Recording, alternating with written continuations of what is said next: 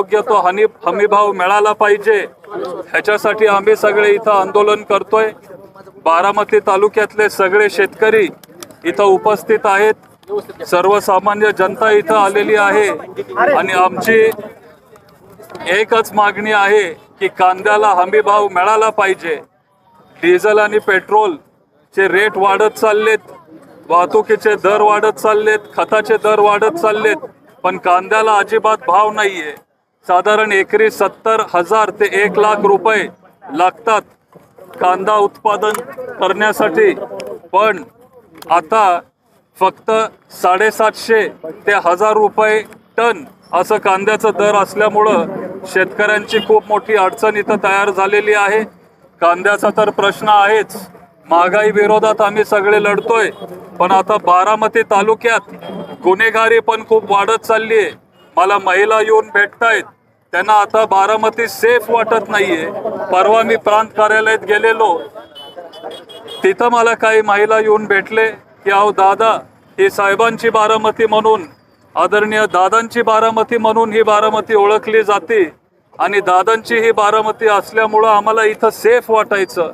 त्याच्यामुळं आम्ही खरं तर इतर आमची गावं सोडून, काही महिला तर पुण्यावरून इथं बारामतीत आलेत कारण त्यांना इथं सुरक्षित वाटायचं, पण आता तसं ते वातावरण इथं राहिलेलं नाहीये। गुन्हेगारी वाढत चालली आहे, ड्रग्स, दारू, इल्लीगल भट्ट्या, हे सगळं प्रकरण इथं वाढत चाललंय।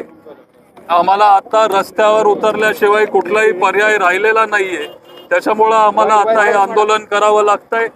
तुमच्या माध्यमातून शासनाचं लक्ष हे या सगळ्या विषयांवर आलं पाहिजे, ह्याच्यासाठी आम्ही सगळे आता रस्त्यावर आलोय। पेट्रोल डिझेल टंचाई आहे, पेट्रोल डिझेल आपल्याला कुठेही ग्रामीण भागात मिळत नाहीये। गॅस सिलेंडर आपल्याला इथं तालुक्यात आणि महाराष्ट्रामध्ये मिळत नाहीयेत, गॅस सिलेंडरची टंचाई आहे। ब्लॅकमध्ये गॅस सिलेंडर मिळतायत, पण 4-5 हजार रुपये हे असे जे लोक ब्लॅकमध्ये विकतायत त्यांनाच तेच ते पैसे कमवतायत। हे कुठंतरी थांबलं पाहिजे। रात्री 6 ते 10 वाजेपर्यंत 2.5 महिने झाले बारामती तालुक्यात लोड शेडिंग चालू आहे। हे लोड शेडिंग पण ताबडतोब त्यांनी थांबवलं पाहिजे। परवा आम्ही ऊर्जा भवनला गेलो, तिथल्या सगळ्या अधिकाऱ्यांना आम्ही तशी विनंती केली, त्यांनी बऱ्यापैकी सगळ्या गावांमध्ये लोड शेडिंग थांबवलंय, पण आज पण काही गावं आहेत जिथं लोड शेडिंग चालू आहे। ते लोड शेडिंग लवकरात लवकर तिथं थांबलं पाहिजे। आपल्या पाण्याचा प्रश्न आहे, जानाई सिरसाईचा प्रश्न आहे। पाणी जेवढं आम्हाला पूर्वी मिळत होतं तेवढं पाणी आता आम्हाला मिळत नाहीये। तापमान, टेम्परेचर वाढत चाललंय, आम्हाला आमचं हक्काचं पाणी मिळालंच पाहिजे। आणि बारामती तालुक्यातल्या जिराईत भागातले सगळे शेतकरी आहेत, हे तिथं ऊस लावत नाहीत, कारण एकतर प्यायला पाणी तिथं नाहीये, चारा टंचाई आहे आणि हे सगळे कांदा उत्पादक शेतकरी आहेत। बारामती तालुक्यात साधारण 4 ते 4.5 हजार हेक्टर कांदा उत्पादक आहे आणि इथं मी सगळा डेटा काढलेला आहे, तो डेटा मी तुमच्याशी शेअर करीन। पण तुम्ही जर सगळी गावं बघितली जिथं जास्तीत जास्त कांदा उत्पादक शेतकरी आहेत, हे सगळे बारामती तालुक्यातले ड्राय भागातले सगळे शेतकरी आहेत, जिराईत भागातले हे सगळे शेतकरी आहेत। आणि ही जर नावं मी तुम्हाला वाचून दाखवली तर मग सगळ्यात जास्त कांद्याचं क्षेत्र हे आपल्या मोडवे गावात आहे। 2 नंबर क्षेत्र हे बाबुर्डीमध्ये आहे। वडाणे, कराटी, कुतवळवाडी, भोंडवेवाडी, नारोळी, मुडाळे, खंडूखैरेवाडी, पानसारेवाडी, दंडवाडी, जळगाव सुप, कटपळ, निंबोडी, मोराळवाडी, सुप, मुरटी, या सगळ्या गावांमध्ये आज प्यायला पाणी नाहीये। आणि हे सगळे कांदा उत्पादक शेतकरी आहेत, त्यांना जर एवढा खर्च होत असेल आणि जर कांद्याला फक्त 700 रुपये आणि 800 रुपये टनी जर मिळत असेल तर मग या शेतकऱ्यांनी कसं जगावं? त्यांना पाणी पण नाहीये आणि आता त्यांच्या पिकाला भाव पण नाहीये।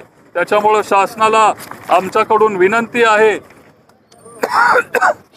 एक मागणी आहे की लवकरात लवकर बारामती तालुक्यात एक नाफेडचं सेंटर यावं। नाफेडचं सेंटर जर इथं बारामतीत आलं तर आमचे सगळे कांदा उत्पादक शेतकरी आहेत, विशेष करून जे ड्राय भागातले, जिराईत भागातले जे सगळे कांदा उत्पादक शेतकरी आहेत, त्यांना एक मार्केट मिळेल। त्याच्यामुळं लगेच एक नाफेडचं सेंटर आपल्या बारामती तालुक्यात आलं पाहिजे।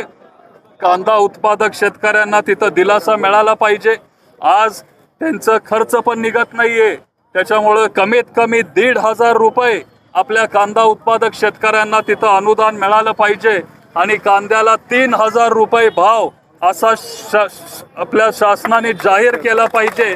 ही आपली सगळी इथं मागणी आहे. मला आठवतंय की जेव्हा पवार साहेब तिथं कृषी मंत्री होते दिल्लीमध्ये, तेव्हा कांद्याचा दर 60, 70, 80 रुपयेपर्यंत गेलेला आणि भाजपचे सगळे तेव्हा नेते तिथं कांद्याची माळ घालून संसदेत आलेले की कांद्याला आता तुम्ही सोन्या एवढा भाव देतायत. आणि हे काम कुणी केलं तर ते फक्त पवार साहेबांनी केलं, कारण ते फक्त तेच शेतकऱ्यांसाठी विचार करत आलेत. आणि शेतकरी नेते म्हणून जर कुणी आज देशात जर काम केलं असेल, कांद्याला चांगला बाजार आज भारताच्या इतिहासात जर कुणी दिला असेल तर तो फक्त आणि फक्त पवार साहेबांनी दिलेला आहे, कारण तेच शेतकऱ्यांचं हित इथं बघत आलेत. आता हे सगळे मुद्दे जे आम्ही तुमच्या समोर मांडलेत, आम्हाला विश्वास आहे की आमच्या आंदोलनाची दखल हे सरकार घेईल आणि लवकरात लवकर बारामतीमध्ये गुन्हेगारी, पाणी विषय, कांदा उत्पादकांना योग्य तो हमी भाव 3,000 रुपये, 1,500 रुपये अनुदान, नाफेडचं सेंटर, पेट्रोल डिझेलची टंचाई इथं कमी होईल, महागाई कमी होईल. पेट्रोल डिझेल 4-5 रुपयांनी एका आठवड्यात वाढलंय. जेव्हा पेट्रोल आणि डिझेल आणि क्रूड तेल वाढतं तेव्हा सगळंच खर्च वाढतो, कारण आज आपलं सगळं ट्रान्सपोर्ट, आपले जनरेटर हे सगळे पेट्रोल आणि डिझेलवर चालू असतात. त्याच्यामुळे डिझेल आणि पेट्रोलचे रेट कमी झाले पाहिजेत. साधारण काँग्रेसचं सरकार असताना पेट्रोल 50-60 रुपयावर होतं, आता ते 100 रुपयाच्या पुढं गेलंय. आणि पेट्रोलमध्ये पण तिथं दर कमी झाला पाहिजे हे, आणि लोड शेडिंग एकतर ताबडतोब बंद झालं पाहिजे. हे आमचे सगळे इथं मागण्या आहेत.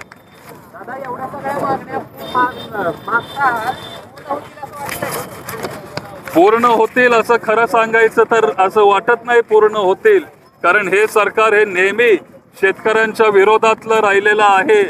शेतकऱ्यांसाठी काँग्रेस सरकार आणि पवार साहेबांचं सरकार नेहमी हे शेतकऱ्यांसाठी काम करणारं सरकार होतं. पण आता मागचा एक 10-12 वर्षाचा अनुभव बघून असं वाटतंय की हे सरकार काय आमचे सगळे मागण्या पूर्ण करणार नाहीत. तरी आम्हाला आता रस्त्यावर